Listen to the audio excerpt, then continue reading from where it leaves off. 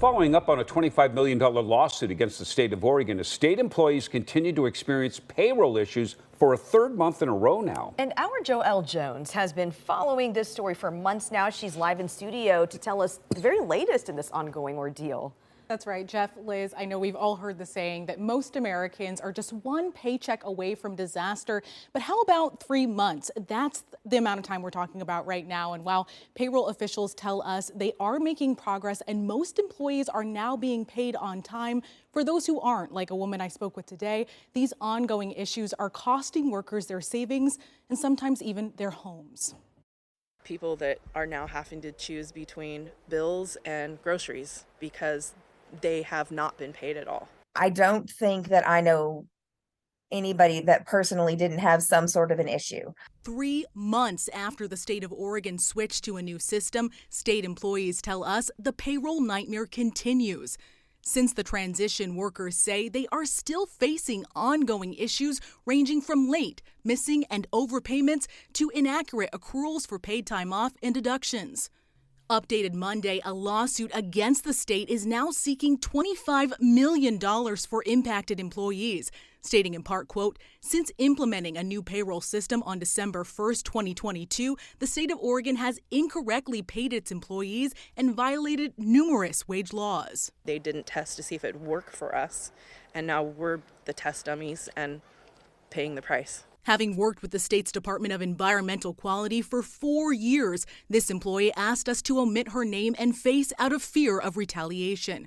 In addition to being overpaid, she tells us her tax deductions, sick pay, and leave have all been impacted since the system switch. We've been told that maybe we should hire a tax accountant, and that doesn't make sense if I'm not getting enough. If people aren't earning their money that they're supposed to be getting, how can they afford to hire a tax accountant for an error that they didn't make? I lost my home because, with the issues from my health and then not getting paid correctly for a few months, like I'm technically homeless. Holly Smith works for the Self-Sufficiency Office with the Oregon Department of Human Services.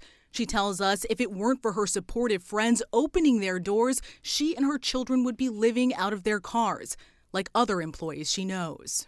I can think of 3 people right now that are living in cars with their children because they lost their homes because they haven't been paid the right amounts on time, and landlords don't care if you don't have your rent. While Governor Tina Kotek's office has not yet commented on the pending lawsuit or payroll issues, today the State Department of Administrative Services, or DAS, acknowledged the ongoing issues and improvements made, stating in part, quote, "We are very sorry for the strain this has caused on some members of our workforce.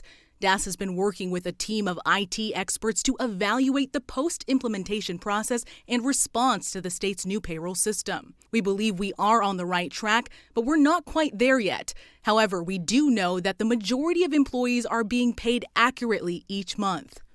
But workers like Smith, who help connect those in need with SNAP benefits and services, say if a permanent solution isn't reached, the state's most vulnerable employees may find themselves also in need of help. It's upsetting to me, working in the office that, helps get benefits to people. I don't believe that anyone that works for the state should be eligible for those benefits.